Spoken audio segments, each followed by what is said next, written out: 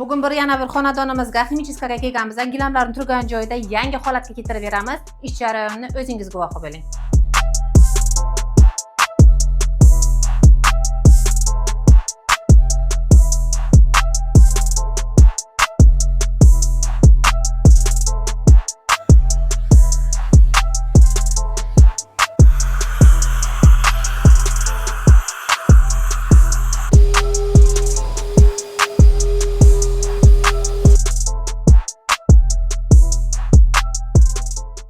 Ko'pchilikni qiziqtirgan savol, gilamlar turgan joyga ximichiska qilinsa orqa tarafiga nam o'tadimi? Umuman namlanmaydi. Ko'rishlaringiz mumkin.